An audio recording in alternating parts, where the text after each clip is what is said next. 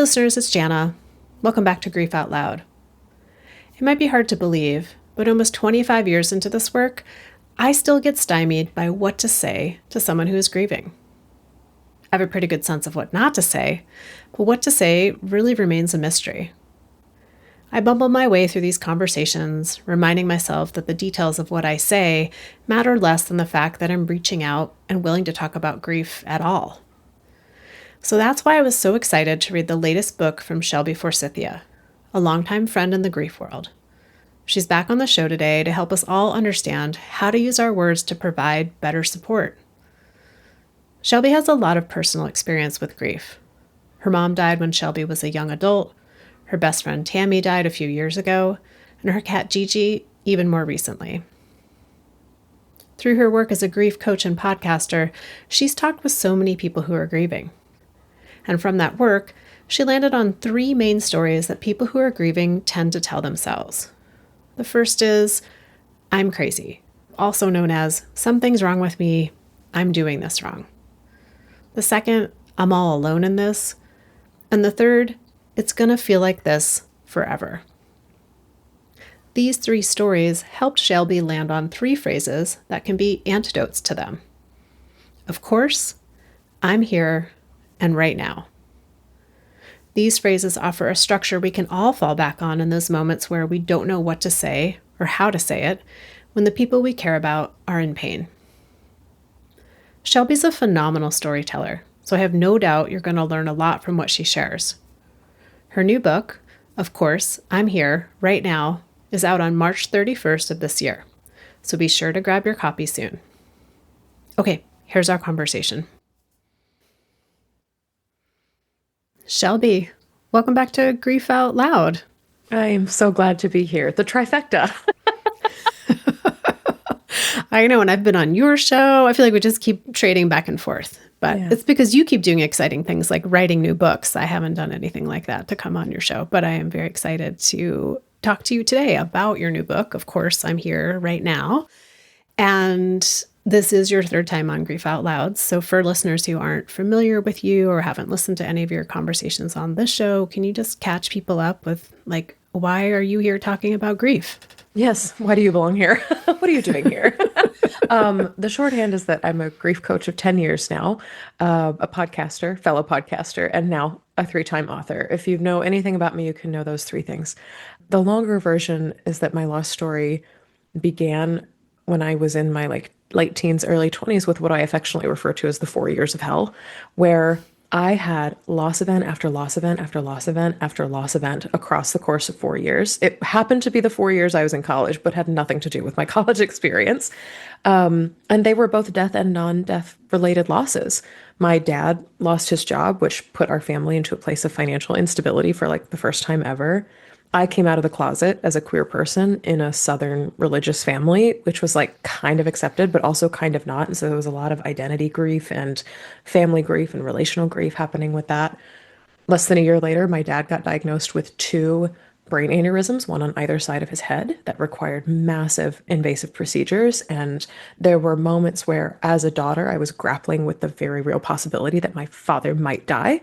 And when doctors go digging around in your brain, you become a different person as you heal. And so I watched him kind of become more and less like himself as he was healing and recovering. And after his final brain surgery and the scans were like, you're clear, you're good, you can begin healing, my mom got diagnosed with breast cancer. And the cycle, the wheel of hospital visits and meal trains and people carpooling to Duke University to go to the chemo and radiation, it began all over again. And that culminated in, unexpectedly, my mom's cancer going into remission and then returning in December of 2013. And we got the news that doctors could buy her time, but they could no longer cure her around December 19th. And hospice said, you have about 6 weeks to 6 months to say goodbye to her. And then she died in 7 days. And I often tell the story, and I may have told this before on Grief Out Loud, but it felt like the foundation of my life fell out from under me, but then the rug and the floor and the center of the earth, like everything I had built my life on top of or thought I was or knew myself to be, just crumbled underneath my feet. And there was a very good period of a few years there where all I knew to do, because all society was telling me to do, was to stay busy, move forward, keep going, and kind of productivity or hustle my way through loss, life after loss. And about 2.5 years after her death, I learned that didn't work. When someone stole my wallet unexpectedly in downtown Chicago, and I started weeping for this lost wallet, realizing that what I was really crying about was my mother's death. And it was the first time that I gave myself any sort of permission to grieve. And that moment in like 2015 sort of jump started my teaching myself about grief and loss. I was like, if I just now gave myself permission to grieve, like 2, 3 years after her death, what else is there to know? And so I became what I affectionately refer to now as a student of grief, where I'm always learning from grief as a teacher in my life and reading books and listening to podcasts like this one and receiving education from grief professionals. And I started talking about grief just in a public forum in 2016. I did not identify myself as a grief coach, but that turned into a podcast, which then turned into my first book, and then a second, and then more podcasts and more books, and now has grown into what I call my little grief business. I'm a one-woman show, and I support grievers one-on-one, but also in a group setting in an online course and community called Life After Loss Academy. And then I also write books about getting through grief. That's what my first 2 books are about. And then this third one now is what to say to support someone who's grieving. So it's for friends, family, coworkers of grievers, even professionals who are working with grievers. But it's also for grievers themselves who struggle sometimes to offer themselves compassion when they are deep in grief. Oh, well, Shelby, now I want to go back in time. I was going to go forward in time to talk about, your new book. Of course, I'm here right now, and we are going to talk about that. But you said something about like that moment where you were like, I need to start giving myself permission to grieve. 2 years after your mom died, after these other like buildup of losses. Do you recall like what was one thing you did to start to give yourself that permission to grieve? Oh, I can tell you very clearly. I actually wrote this story in my first book, which is called Permission to Grieve, because it was inspired by this moment. I almost felt like I had no choice. It was like someone stole my wallet. It was not a violent altercation. I had my bag hanging over a chair. Someone put their hand in, took the wallet, and walked out of the store. And when I realized it was missing, I had just applied for a job. So like everything crucial to my life was in there. So like social security card, driver's license, credit cards, everything. I had a lot of money stolen from me, and then the wallet. And in that moment of having something so precious and crucial to my life taken from me, it like put my heart in this place of my mother's death, of having something so precious and crucial taken from me. And I took the bus home, like trying to contain my emotions. And as soon as the door shut behind me to my apartment, I just broke down on the floor and started wailing, playing screamo music, pounding my fists on the floor. Like, I'm so surprised to this day that none of my neighbors called the police, because I lived in like a 6-story apartment in Chicago. But like giving myself permission to grieve looked like allowing all of these huge emotions that I thought would kill me, or that I thought would make me seem crazy in the eyes of other people. That was giving myself permission to grieve. And I write in my first book that after that like adult temper tantrum, it lasted like 15 minutes. It was not a long time. I felt like a glass that had gone through the dishwasher. Like I felt really clear. And I was like, this is the first time I have not felt weighed down by the heaviness of grief. And I was like, what is that? Like, it was absolutely mind altering to me at the time. And I was like, I want more of what this feels like. And it was literally like a lightning bolt moment that helped me understand in the blink of an eye, like, this is what it is to give yourself permission to grieve. And then invited me to keep pursuing it. And of course, screaming and crying and wailing and listening to screamo music is not the only way to process or express grief. And that feeling of all of you and all of how you are feeling is allowed, including grief, that's what I'm kind of perpetually on a quest to help myself release and feel, and then to help other people release and feel too. And it's so important, that piece you said about it lasted about 15 minutes. And after it was over, I wanted more of that, because I think so many folks feel the pull, the magnetic pull to what we oftentimes call like the abyss. Like, if I let myself really feel these feelings, I'm going to fall apart forever Yeah. and I'm never going to come back out of it and it's going to be terrible and awful. And there's parts of it that are terrible and awful, but I just appreciate you putting like there was actually a start and a middle and the end. It did actually end. And then I found myself wanting to do it again. Such a different way of looking at that pull of the abyss. Yes, and I appreciate that you said that. I literally just published a podcast a couple of weeks ago about I need to cry, but I can't. And often one of the feelings or thoughts that grieving people tell themselves, including me, is if I start, I won't stop. If I start crying, it will never end. The tears will never end. And something I learned when I was first being trained in like a higher level of grief certification in 2016 is most crying spells like last anywhere from like 3 to maybe max 30 minutes at like a high output level. So like screaming or singing at a very high level is very similar. And especially if you don't do it all the time, like if you're not an opera singer or something like that, if you don't have the lung capacity for that, my best friend Tami, who died in 2022, she cried a lot and was very proud of it as a Cancer in astrology. She's like, I'm a crier and I love it. She said, you'll either run out or you'll pass out. You'll either run out of tears or you'll faint and it's your body like turn it off and turn it back on again. And I didn't know it at the time. Like when I entered this wailing, crying, shrieking experience, I did not know that it was going to end. That was not a trust or a certainty that I had going into it, but it was something now that having survived it once, I know that I can do that again and again. I really, really love that you said that, and that's why I put that time frame around it, so that people who are afraid of the abyss or falling in and never being able to come up for air again can potentially try that kind of grief expression if that's something that's speaking to them or calling to them, or try another way if there's something else that they want to do or feel called to do to express their grief but are afraid of it going on in perpetuity. And I know you and I have talked many times, but I've heard your story of, the wallet being stolen and that being sort of the doorway into this grief rising up and coming out in a very different way. I don't think I've really heard it in this way before, but you mentioned like when your mom died, it felt like everything that you'd built your life upon fell apart and fell in. And then it took someone taking all these documentation of you, like these symbols of who you are, seemed to crack that open too. And that hadn't crossed my mind before.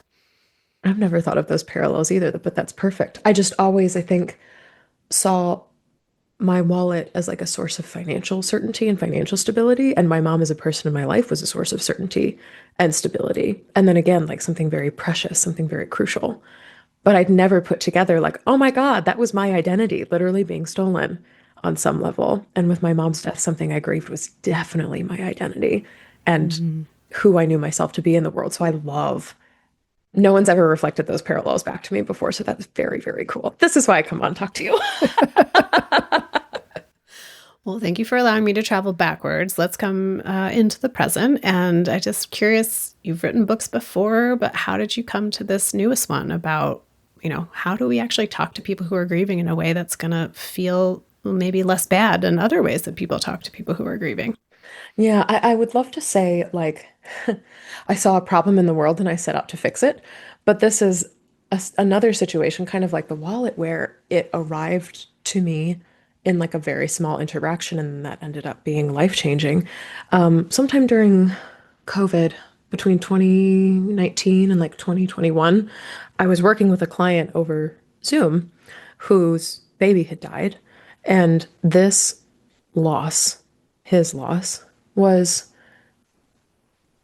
like the worst cherry on top of 7 or 8 years of back-to-back miscarriages. And so this woman that I was speaking with, she was like, not only have I kept losing and kept losing and kept losing and kept losing, it's like we had hope.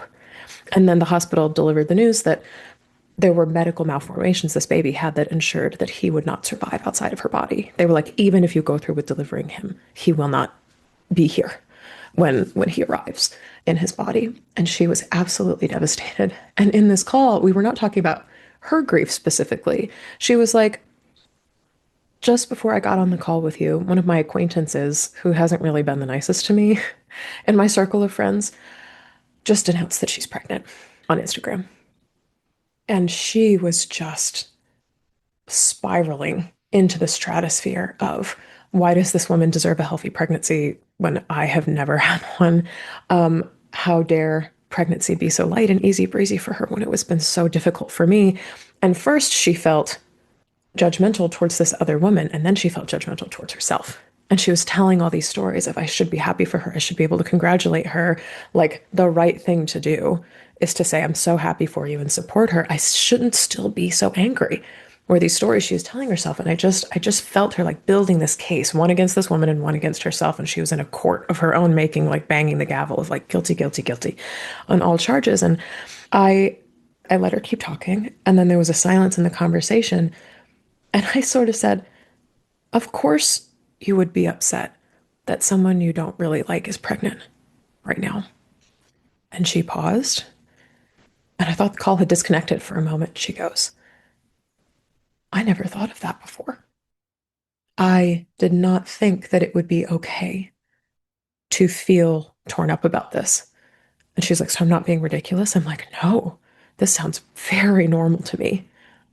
And that moment in time, it was like the world moved in slow motion.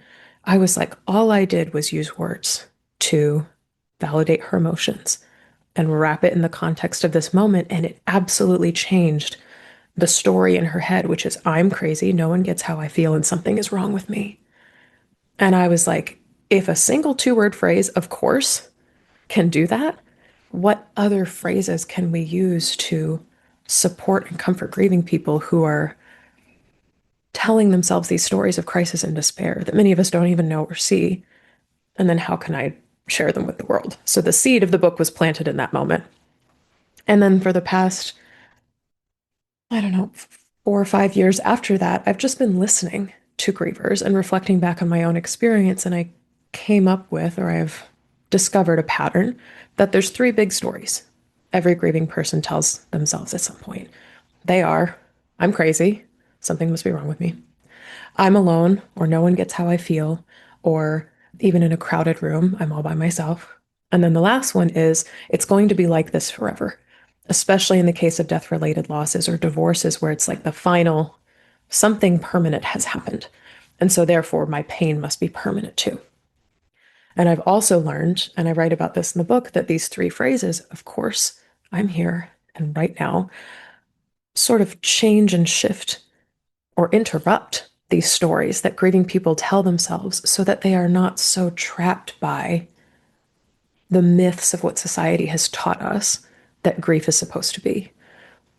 So they kind of sister along with each of the stories. Of course, is the validator of I'm crazy. Of course, you're still sad. Your dad is still dead. You're no longer crazy. Or even though I can't understand what you're going through, I'm here. I haven't forgotten that you're grieving, as an antidote to I'm so alone in this world. Suddenly, you are carrying their grief on your shoulders too. They're not carrying it alone. And right now, it makes sense that hope feels far away. It doesn't say it won't be like this forever, which contradicts their reality, but it says this moment is exactly that, a moment in time. And that is can be a very painful or very hopeless or very despairing moment. And in its own way, right now says, this is not all there is. There is more beyond this. Something I love about these phrases is that they're non religious, they're non meaning making. It's not, God never gives you more than you can handle, or God needed another angel, or everything happens for a reason. And they're also not prescriptive. Time heals all. You just need to stay busy. You just need to date again. You just need to try for another kid. They're not telling grievers to do or be anything else than they already are. They're just tiny little permission granting statements that you can literally use for anything from my kid didn't get a part in the school play and she's grieving not being included in the theater production this year, all the way to my coworker's sister just died in a car accident and I don't know what to say. They're such powerful little phrases, and I've seen them work over and over and over again across now 10 years of working with grieving people. Are there ways, Shelby, that you told yourself those 3 stories of there's something wrong with me, I'm all alone in this, it's going to be this way forever? Yeah, I'm crazy was my big one. because especially before the day of the stolen wallet, a day that shall live in infamy, the story I told myself, especially because of how some of my family members responded to my grief, was that my emotions were too big for everyone else to handle. I am too much, which is another way of saying I'm crazy, or there's something wrong with me, or I am a problem, which is kind of the core story of I'm crazy. And by the way, I use I'm crazy because that's the language that grievers often use is I am crazy, I feel crazy. I understand in the mental health space, it's not a favorite word to use. And I write about that in the disclaimer of my book. I'm like, I know that this is not the best phrase to call people ever, because it's stigmatizing. But right now, it is the word that grieving people use to describe themselves. But yes, I was convinced that if the world knew how much I was really suffering, or even if my friends and family knew how much I was really suffering, that they would be so, so judgmental of me. And then therefore, I was judgmental of me. I agree that something is wrong with me. And so that's the story I was very much trapped in until the day of the stolen wallet. And I was like, oh my gosh, I had to learn it myself. No one came into my life and of coursed me, which I would have loved. Instead, I wailed for 15 minutes and realized I didn't die. But not all grieving people necessarily come to that conclusion themselves. And or it is just as helpful to keep hearing their emotions validated and their experience validated by the people around them as they work to validate themselves. And I'm getting a little nitty gritty into like the EQ, emotional intelligence language, but like how powerful would it have been if, I don't know, a coworker had come up to me a year or two after my mom's death when I kept her old work plaque as a receptionist at my desk as a receptionist. It was my first job in Chicago was as a receptionist, and I kept her name there. And people would always ask me, why does it say Sandy? Your name's Shelby. And I would say, oh, it's my mom's. And they'd be, oh, that's so sweet, or oh, I'm so sorry she died. Then they'd walk away. But how impactful would it have been if someone had said, of course you would want to keep your mom's things close to you. She died such a short time ago. That would have been so freaking validating. Or, of course, you're upset that your wallet got stolen. You've had a lot taken from you in the last few years. Like, it just changes the nature of conversation from, sorry for your loss. I can't imagine what you're going through. My condolences, which are like fine in their own right. But people, supporters, friends, family, coworkers, even professionals, they want to know what to say beyond those things.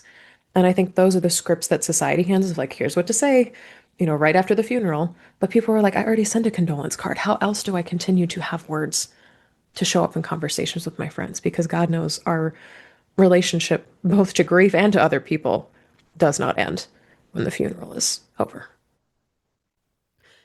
Shelby, you mentioned that your best friend Tami died back in 2022. Mm-hmm. And I'm wondering of the phrases that people say that are like, they're fine, or maybe they're not so fine, or they just don't land that well.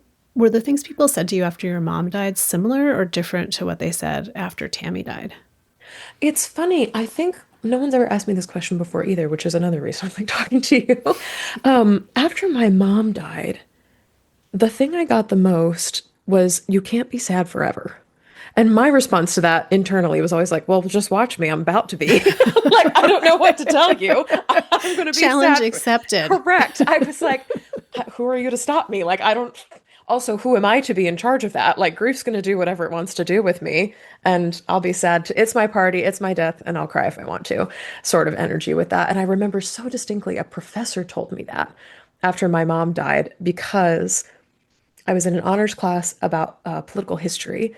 And that day, which was exactly 2 months to the day that my mom died, she was showing videos of famous political and historical funerals, like John F. Kennedy's assassination, MLK's assassination. And there were funerals, hearses, horses going down the street, people in black, people grieving, people crying, whatever. And I was like, this is too close to home. And I didn't make a scene, heavy air quotes, because like, let's like bring back making scenes again. I think more grievers deserve to in public spaces, but I like gathered up my books in my backpack and I just went into the bathroom for the rest of the class. I was like, I can't be in here and I can't participate in funerals. And she knew my mom had died. And I came back in to get my coat, which I had left in there. She asked me why I left. And I said, my mom died 2 months ago to the day. And I just couldn't handle watching other people's funerals right now. And she's like, well, you can't be sad forever. And I was like, okay. Again, what a different life that would be if she would have said, I'm here for you. right now, I see how you couldn't imagine like any 26th of the month going by without thinking of her. Of course, you needed to walk out today. Oh, what a different experience I would have had. When my best friend died, I think it was a little different because I had a grief business by then and I am a grief coach. So I think people know to watch what they say to me from a grief perspective angle. But a lot of the things I heard were from distant relatives of hers or even distant friends and family of mine who never really met her. And their emphasis, even though their heart was in the right place, was on remembering happy moments and happy memories of like just keep her with you in a positive way and let her light shine through. And it's not a bad message because it's like those are things I genuinely want to do is like I want to carry her with me in ways that feel incredible every single day and I like feel like I can still talk to her and I see signs from her and that's part of my belief system already. So it's like they're not telling me something I didn't already know or practice.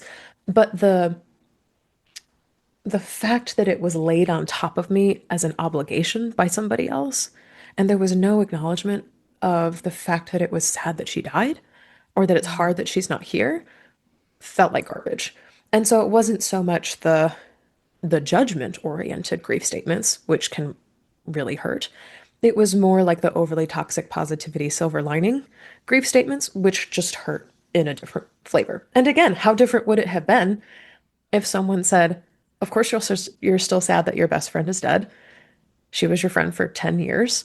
On her birthday, I haven't forgotten that you're grieving." Or on Valentine's Day, which was her favorite holiday, I haven't forgotten that you're grieving, Tami. And right now, however you can connect with her, if at all, I am interested in hearing about.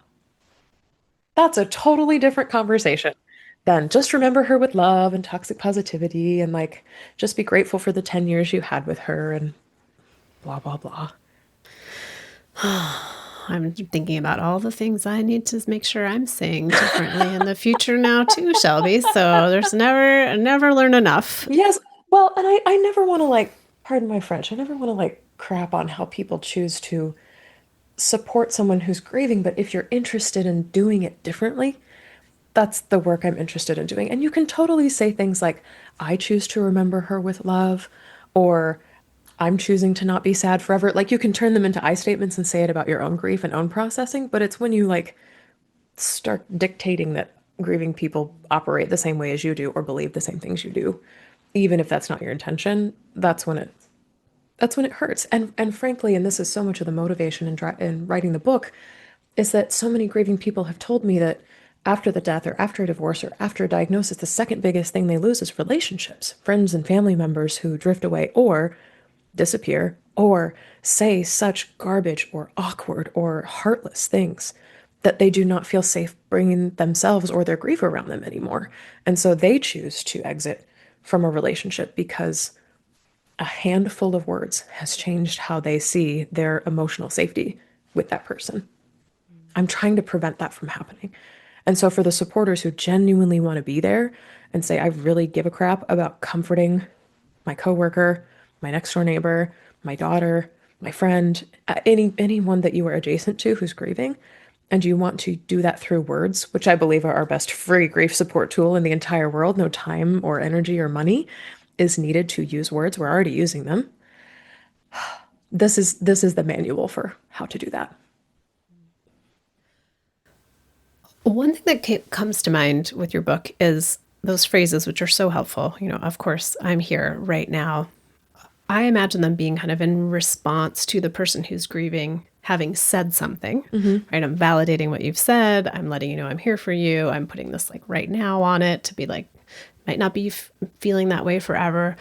Do you have any suggestions for like how to start the conversation? Yeah. I feel like that is so hard, even for folks who have experienced a death or other grief themselves, find like, I don't know how to ask or bring it up or reach out. Absolutely. I love this question. No one's asked me this yet either. But it's so fantastic because you're right. Of course, I'm here right now. We're generated in response to me supporting grievers.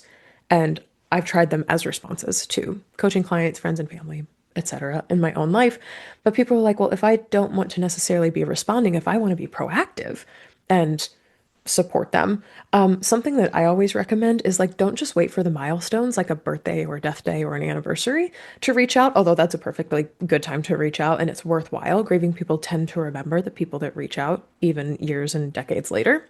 Something that I like to do, and I'm really trying to practice in this, the year of our Lord 2026, even more so, is if I'm thinking about somebody who just experienced a loss, I fire off a text immediately.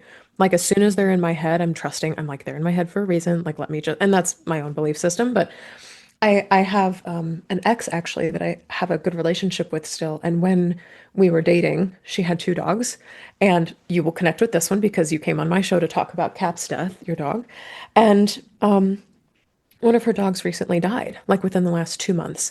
And we don't talk very much, maybe like once a year. And she posted about his death on Facebook. And of course, I left a comment. I was like, Russell was the bestest boy in the whole world. I know he was your adventure partner for so many different things. And she really did a beautiful tribute of his life. And then like 3 weeks later, I was on the train to work and like she popped into my head. I was like, let me send her a text right now. And I said, hey, no need to respond, which I advise in, of course, I'm here right now. Part of saying I'm here is no need to respond. You don't necessarily always need a grieving person to get back to you. The point of you supporting them is to give to them. But I always start it with no need to respond. I was just thinking of you and of Russell. I'm here if you want to share any memories or photos of him. I'm sure the house feels empty right now. Or, of course, the house feels really empty right now without his presence there. And right now, I bet the silence feels deafening. Like, just, it's different than saying, I can imagine what you're going through or I can't imagine what you're going through. It's just like, based on what I know of what it is to lose a pet or to have a pet die, I was like, the house felt really quiet after that. And to say, I bet the house feels really quiet. No need to respond. I know you miss him. Of course you miss him. Just thought of you. No need to respond. That's a fantastic way to open, especially if you haven't talked to somebody in a while. Because a big question I get from supporters is like, it's been 3 months, it's been a year and a half, it's been 5 years since the funeral, and that was the last time I reached out. Is it still okay to text them, to slide into their DMs on Instagram, to send a letter in the mail with a photo they randomly found of somebody's loved one in the basement, like when they're going through the old yearbooks and stuff? Yes, the answer is almost always yes. Unless the grieving person has made it explicitly clear that you are not welcome in their life, I'm like, what can it hurt? And there's nothing I've enjoyed more.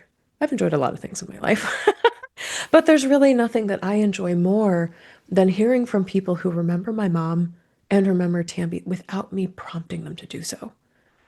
Because I feel like so much of the work, I know that, I don't feel like, I know that so much of the work we do as grievers is educating people on how to support us and how to be better to us. And so much of the initiation of I am grieving, please support me comes from grievers saying, I am in need, I need help. I am remembering them on this day. I am posting their obituary on social media. I am remembering the 2-year death anniversary on blah, blah, blah. So much of that is coming from grievers, essentially sending up a bat signal of their own loss and waiting for the world to respond, hoping that the world will respond. And so to do that unprompted is such a love language all its own. Again, whether you are like the closest friend or family member or like a coworker or an acquaintance or even a great professional, maybe even like, here's a great example, one I share in the book too, is like if you are a general practitioner, like a doctor or a nurse that sees a grieving person once a year, fold their loss experience, if you know they have one, into your exam, part of your exam questions. And you can say, I know you lost your whoever, husband, this time last year. I'm here, even just in my professional capacity. Right now, what is it that you're most struggling with regard to your body and grief, if anything? What an incredible way to fold grief into a conversation, even if it only happens once a year. So that I'm going to stop giving examples now, but there are so many ways to open up conversation, and we grieve forever. Grief shifts and changes over time, but I believe that we grieve forever. And so I think that support and outreach and comforting surrounding grief, coming from our friends, family, coworkers, that can and should also last forever. I really like that last piece you shared of like right now, is there anything in your grief that would be helpful to share with me? And I appreciate the right now, not only as that a little bit of reassurance, like of course you feel that way right now, but also like right now, how is your grief showing up or how is it feeling in this moment? Because most often our go-to question is like, how are you doing? how are you? And that's like impossible to answer. It feels like to me, it's a really hard. You're like, about what? And at what kind of time frame are you asking me Yeah, about? correct. I Correct. just wondered if you had more to say about that urge that comes up of like, I want to check in on this person and ask how they're doing. It comes from a very like kind-hearted place. I'm wondering about you, if you had more to say about that question of like, how are you, and how that can be a tough one. Yeah, absolutely. And I actually did another podcast episode recently about someone who wrote in and said, how do I respond when someone says, how are you? And I literally do not have the time and they do not have the interest in actually hearing a genuine response. And so I did both a podcast and a blog episode of like, here's 20 different ways to respond to how are you? And they're grouped by you want to be the most vulnerable and the most honest about where your grief is, all the way to I know this is just a greeting and we're passing each other in the hallway. And it's really, there's no point in getting into it. Or this person is emotionally unsafe and I'm not interested in going there with them. So you can check that out over on Grief Grower if you want, which is the name of my podcast. Or if you just Google Shelby Forsythia, how are you? In Google, it will pop up as one of the first things. But that's a very valid question. So, yes, wrapping right now or in this season or in this moment, along with the question, how are you, is a fantastic way to check in on a grieving person and put like time anchoring, time context around it, because time gets really fuzzy when you're grieving. It's like, do you mean today? Do you mean this week? Do you mean since my mom died? Do you mean since I got handed that big project at work? Do you mean since I lost my job? Do you mean since this person got elected into office? Do you mean since the State of the Union happened? Like, what, in what context are you asking? And so to even say, how are you doing right now? Or how are you doing in this moment? Or how are you doing today? And putting some prepositional phrase regarding time around it is a really great way to love a grieving person. Absolutely. It's one of my least favorite questions in grief because I didn't know how to respond. And so for a really long time, I just said, I'm fine. How are you? And I just redirected the question back to them.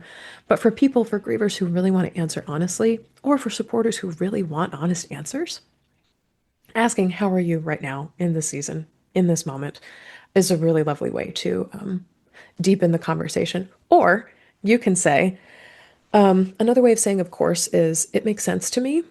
Your feelings make sense to me. Your experience makes sense to me. But you could open a conversation with, it would make sense to me if how are you is a hard question for you to answer right now.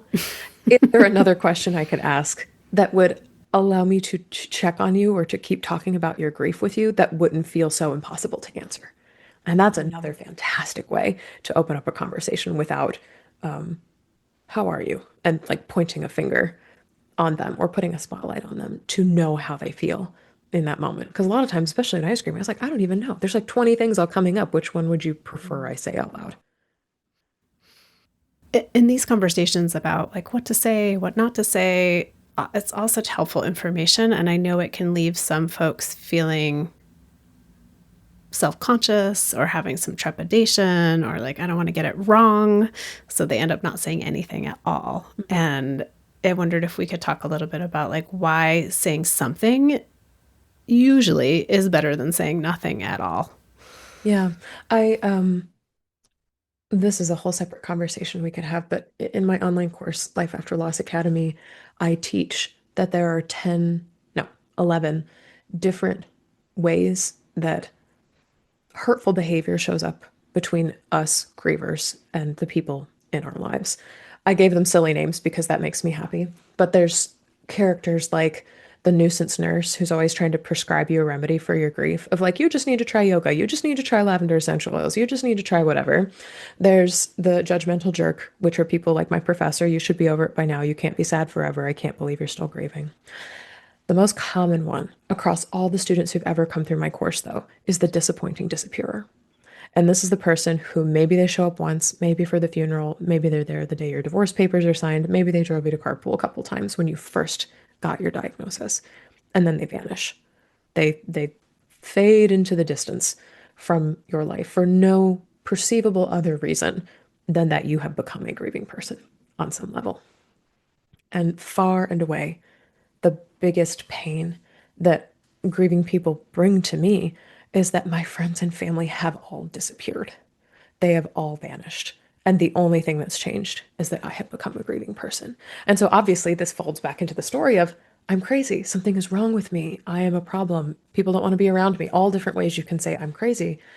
And for supporters who don't feel confident in their words or their language, I agree with you. Something is better than nothing. And also, there's a whole section of this book about if you are hesitant to call yourself a comforter or a supporter or someone who offers this kind of verbal assist, scaffolding to someone who is grieving, here are the things that might be holding you back. The first one, and probably the biggest one from supporters I've heard so far, although I'm totally open to hearing others, is that I'm not a therapist. I'm not a grief expert. I'm not qualified to help. This is again a larger conversation, but our society has done a great job of making comforting people, supporting people through emotional distress, the job of the educated. Therapists, spiritual providers, pastors, people who have degrees or teaching in how to emotionally support people who are in some sort of suffering or crisis. But the thing that I argue in the book is that just as we are all grieving people, we are also in different seasons of our life also supporters. And it is just human to want to be there for and support each other. You do not need a fancy degree or a diploma or some sort of magical certification on paper to say, I can assist just with words someone who is in great pain or distress. I'm not telling you, it's going to get a little dark for a second. I'm not telling you you can prevent someone from slipping into despair. I'm not telling you that you can keep someone from feeling isolated in the world for the rest of their life. I'm not telling you you can make them happy. That's not the promise of the book. The promise of the book is that you can help grieving people feel a little less crazy, a little less alone, and a little bit less like this is going to last forever. The pain is going to last forever. That's what the guarantee of these three phrases are.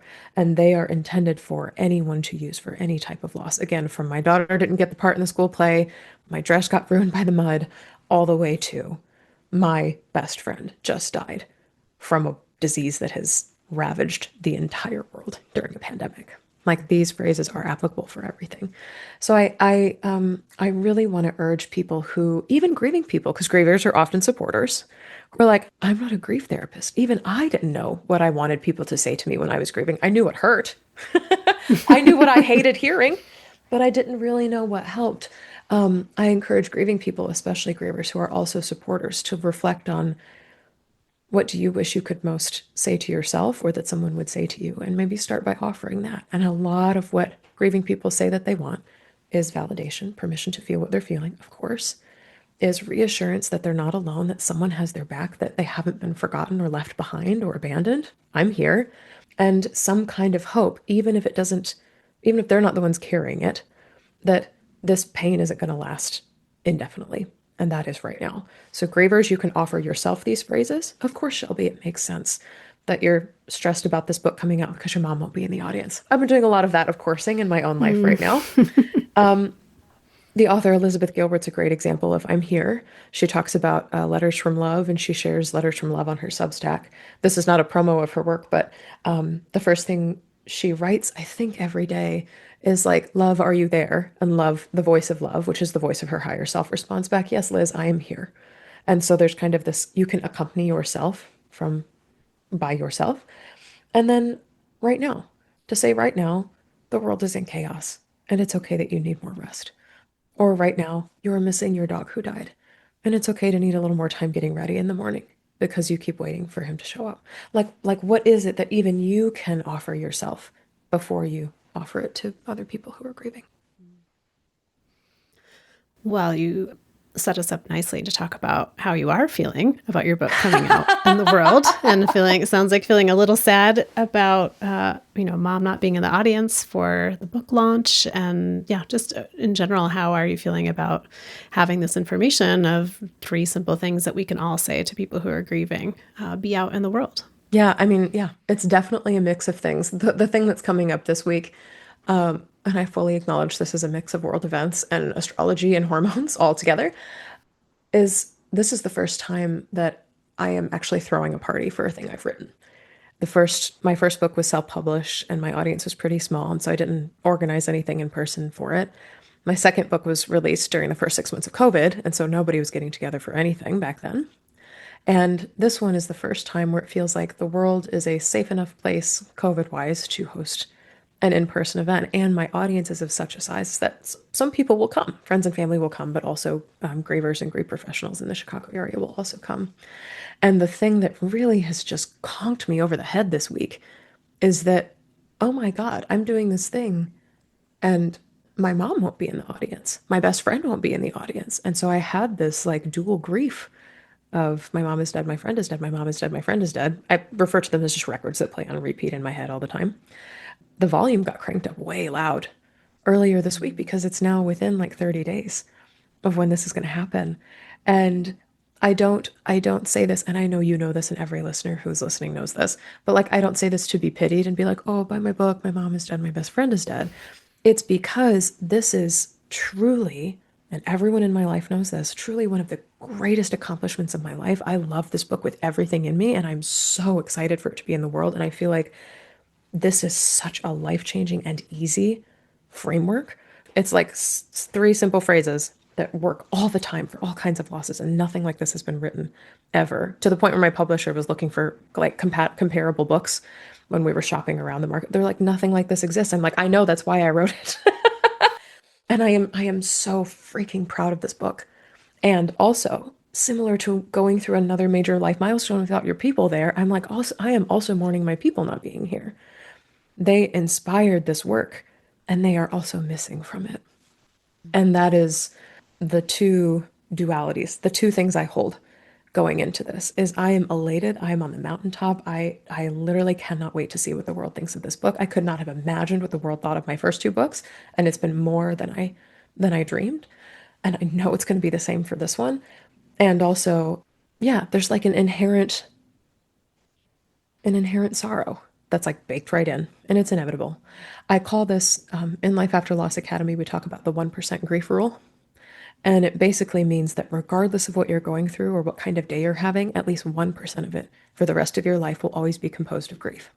So I might be 99% happy over the moon, and 1% of this season of my life will be grief. Or you might be like 20% nervous and 30% hopeful and I'm bad at math right now, 40% trepidatious and then 10% grief. Like you could name all the emotions of the moment and be like, turn the dials of like what percentage of this is grief. And just this week, the grief has been louder than the joy, and that's been surprising to me. I told my wife, and my wife's also a member of the Dead Parents Club, that this is the first time I felt parentless in a long time.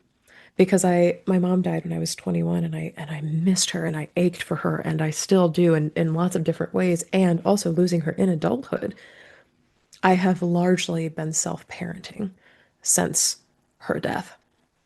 And I've done a lot of things and gotten a lot of jobs and had a bunch of accomplishments and things like that. I even got married. My wife and I eloped. So there wasn't this expectation of like, and people will be there.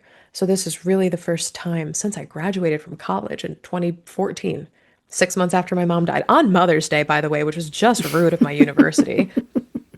This is the first time since then that I am accomplishing something in front of an audience like this.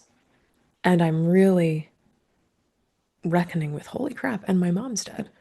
And then the other layer, and my best friend is dead. There's so many of my friends who knew her that are going to be coming to this. And there will be one empty seat that I'm going to be looking at, being like, she should be here. And this book is dedicated to her. Actually, my friend Tami, who died, because she, in her friendship, was so good at words, even before this framework existed. I mean, I shared this with her a few times before she died, but not in the way it has ended up in the book. And her example of supporting people through all kinds of life stuff was just a really key part of the foundation of how and why this book got into the world. So my mom and my friend have both made this book and are also missing from it. So this book is part of their legacies. Correct. In a way. Yeah. Mm-hmm. Yeah. Well, Shelby, thank you for your book. Of course, I'm Here Right Now, which, listeners, is coming out at the end of March, the 31st. Yes. So this episode's probably in your ears prior to that. So you'll want to go find the book wherever you can find it. And to, of course, be following along with all the things that, Shelby, you're doing in the world with your podcast, Grief Growers, and your Grief and Loss Academy. Am I saying that correctly? So I'll link to all the places that people can find you and your social media. But yeah, just thank you so much for writing this book and for wanting to come back on Grief Out Loud and talk with me about it, and for the ways that you're going to be helping so many people, including myself, get past just the ongoing 3 dots at the text of like, what do I say now? And to have something to fall back on. So yeah, thank you. Yes. Oh my gosh. Thank you so much. I love coming on Grief Out Loud. And I always say this is one of the first podcasts I started listening to after my mom died. And it has played such a monumental role in how I've come back to life after loss. So thank you for making the space and for having me on again. I really appreciate it. Well, Shelby, thank you again. And listeners, thank you for being part of our community, for tuning in, for sharing shows with people who might be helped by what we're talking about here. If you want to reach out to me directly, my email is griefoutloud@dougy.org. That's just dougy.org.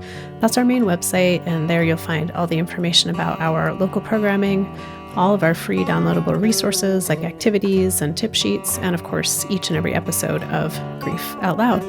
I'm always excited to share that the podcast is sponsored in part by the Chester Steffen Endowment Fund. Grief Out Loud is a production of Dougy Center, the National Grief Center for Children and Families in Portland, Oregon. Thanks again for listening. We hope you'll join us again next time.